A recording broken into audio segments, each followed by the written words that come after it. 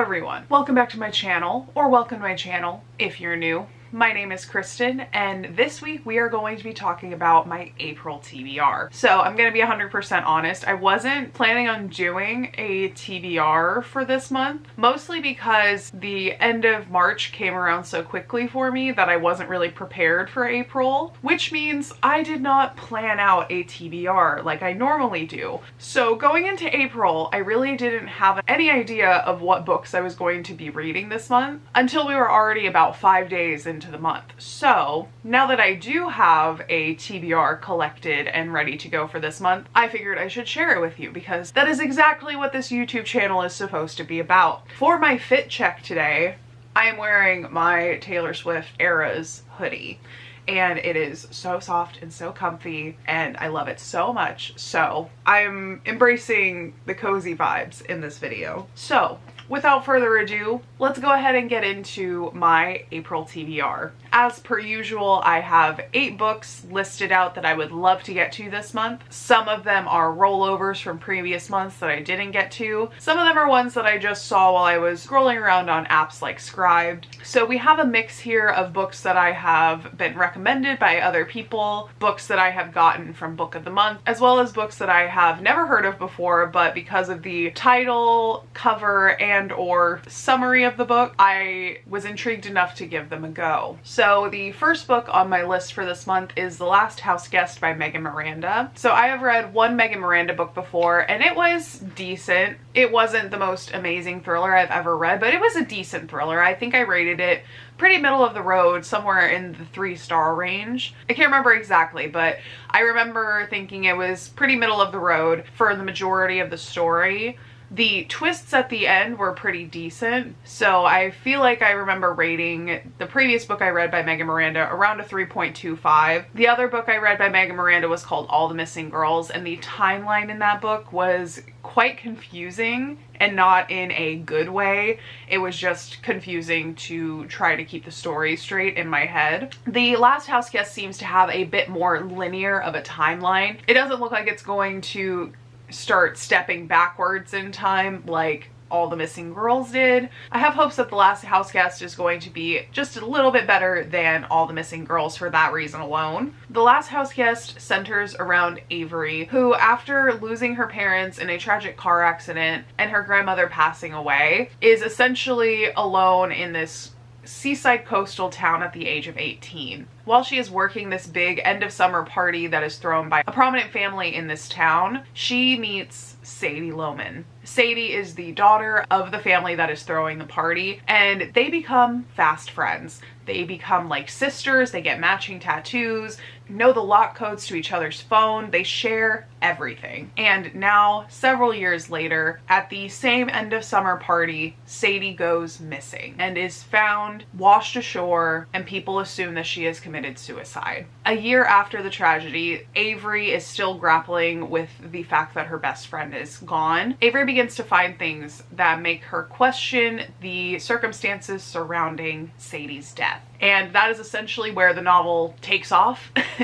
And that is the premise of the entire story. We are following Avery as she tries to untangle what really happened to Sadie. Based on that description and knowing that it is not told in the same fashion as All the Missing Girls, I already think that I'm going to like it way more, and I'm excited to get to reading it. The next one is a rollover from a previous month that I was trying to read on an ebook, but I always forgot to keep reading it because I don't normally read ebooks. But the Brooklyn Library has come through for me with an audiobook on Libby, so I will be listening to this book fairly soon, and that is Pretty Girls. So I've talked about this in a previous TBR video because it has been on my TBR for a while. So Pretty Girls centers around a family that is rocked by the disappearance of the oldest daughter, Julia. And it really centers around the 2 younger sisters of Julia, and it flips back and forth between 20 years ago when Julia disappeared and then 20 years in the future, where the 2 sisters have now essentially been estranged and are living 2 completely separate separate lives, but are brought together by the shared pain of losing their eldest sister. So that is basically all I know about the book. I've read like the first 50 pages of the ebook, and now that I have the audiobook, we're really gonna get through that a little bit faster. And I literally got the notification from Libby this morning that the book is ready for me to borrow, so we'll be listening to that very soon. A little PSA if you didn't already know, but anyone can join the Brooklyn Public Library. You don't have to live in Brooklyn, New York to join the library. What you do if you want to join the library but you live somewhere like Texas, you go on their website and you fill out the form to request a library card, and there's a little box you can check for being outside of the Brooklyn borough, and it costs $50 for the whole year to have a Brooklyn Public Library card. And what that allows you to do is borrow ebooks, audiobooks through Libby from the Brooklyn Public Library. The only issue I have with the system that they have in place is that there are often holds on specifically audiobooks. So for example, Pretty Girls I had put a hold on about a month and a half ago, and it said that there was an 8-week wait time. So I was gonna say I've been reading the ebook, but I haven't really even been doing that. I had like one sit down where I started reading the ebook and then I never finished it, so I don't know if you can really count that as me trying to read it. But in any case, I've had this audiobook on hold while I've been reading other things, and now that it has come available, Libby has sent me a notification and it is ready for me to borrow and enjoy. And a good thing is that I listen to audiobooks pretty quickly, so it'll probably take me, if I dedicate time to it, maybe 3 days to finish this book. So that's a good thing. And just a little PSA, if your local library doesn't have the best selection of things like audiobooks and ebooks, look into the Brooklyn Public Library. They have a huge selection, and I think that it is a great resource to have. I know that not everyone has the money to pay for that kind of subscription. If you think about something like an Audible subscription or even a Scribd subscription, it costs less than either of those for the entire year. So in my opinion, it's worth it, but I can totally understand how people wouldn't want to pay $50 for a public library card for a city that they don't even live in. Next we have What Lies in the Woods. So this is a book that I got from Book of the Month a couple months ago, and I was drawn in by all of the elements. I was drawn in by the cover, the title, the synopsis, and since I have the physical book, it's another one that I can read physically that I can add to the count of the physical books that I'm reading this year. So What Lies in the Woods centers around a girl named Naomi who was viciously attacked in the woods, stabbed multiple times, and then left to die. She survives this attack and goes on to identify her attacker and put him away for the murder of 6 other girls and the attempted murder of herself. Now, years later, Naomi has the realization that she may not have been correct in her identification of her attacker, and that all of these years being hailed as a hero are not exactly accurate. And so Naomi sets out on a path to figure out what really happened in the woods on the night that she was attacked. So this is one of my favorite thriller tropes. I really love a story of, you know, a group of kids that did something 20 years ago, and then those same kids now being grown adults having to go back and figure out what the truth is and reckon with what they have done and how they have impacted other people over the last 20 years.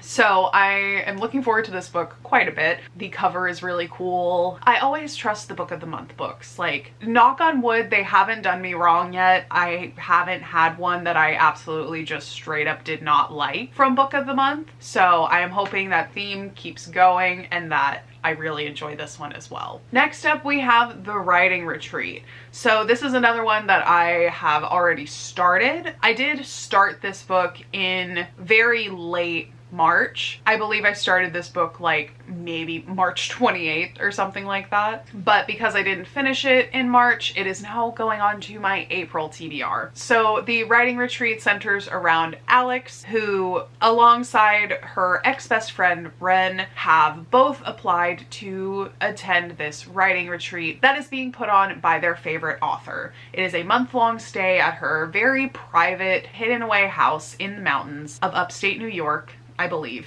that's where it's said. Neither of them are picked for this riding retreat. They then have a falling out with each other. Then when two girls who were invited to the riding retreat drop out, both Ren and Alex are invited to join in their places. That is essentially the breakdown of the first 30 pages of this book. I haven't had a lot of time to sit down and read recently, but that's going to change starting next week. Things in my life are starting to calm down again, so I will have more time to sit and read the book. Overall, I'm very intrigued by the premise of this book. I am very curious as to what's going to happen once they get to this riding retreat, because as of right now, just from the first 30 pages that I've read, I have no idea what kind of horror will ensue once they get to this riding retreat. It is a thriller, so I am expecting things to go haywire pretty much right off the bat when they get there. It's supposed to be a month-long stay, so we will see how long they last at this riding retreat. Next up, we have Sign Here. This is another book of the month book that I have had on my TBR for a while, and I'm going to try to get to it this month once again. So Sign Here centers around Piotr Tripp. I think that's how you say his name. I could be wrong. I've only read it. So if that's not how to pronounce it, I'm so sorry, but I have no idea how to pronounce that name. We'll call him Tripp. Tripp works in hell, literally. He works in the deals department in hell.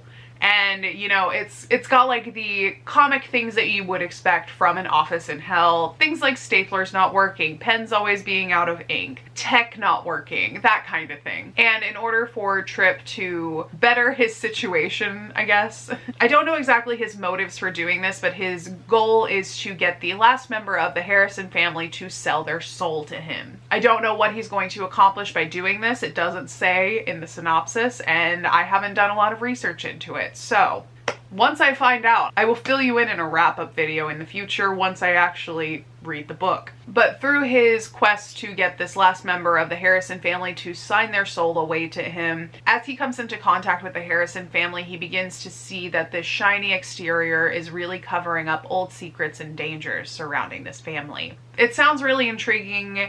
In some of the reviews, people are saying that it's pretty funny, so I'm very intrigued by this book, and hopefully I'll get to it this month. We will see.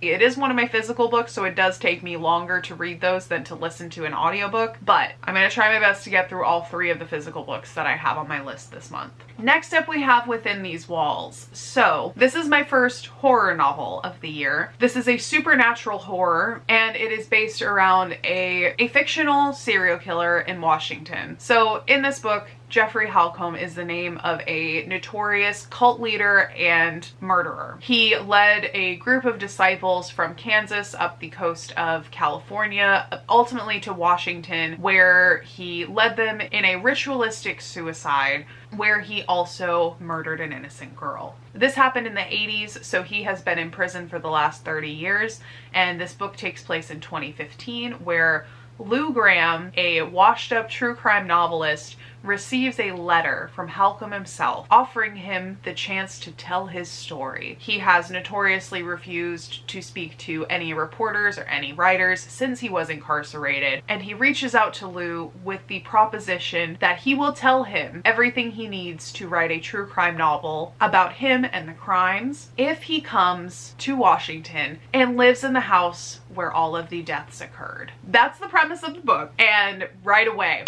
I was pulled in. The cover was creepy, the title was creepy, the premise very creepy. So this was an immediate yes for me. I've never heard of this book before. I saw it on Scribd and I was like, yes ma'am, I will take that. I will read that. And not gonna lie, I have already finished it because I listened to it in 2 days. So I'm not going to reveal anything else until the wrap-up video. Let me tell you, I do have some thoughts, but I will save them for the wrap-up video at the end of the month. Be sure to come back and hear what I think about Within These Walls. Next, we have Never Have I Ever. This is another rollover from March. So Never Have I Ever centers around Amy Way and her family. Amy seemingly has the perfect normal life. She has beautiful children, a successful husband, a nice house in the suburbs. She even hosts a book club in her home with her neighbors. And everything in her life is going very smoothly until a new person shows up in their neighborhood. This new person's name is Angela Rue. Rue seemingly has this way about her where she is able to charm everyone in the neighborhood and gain their trust very quickly, to the point where they are divulging their secrets to her willingly. And the only person that seems to think that there is something up with Rue is Amy. And Amy becomes terrified that Rue is going to find out her own secrets and use them against her. Amy then becomes determined to beat Rue at her own game and get her to leave the neighborhood and leave her family alone.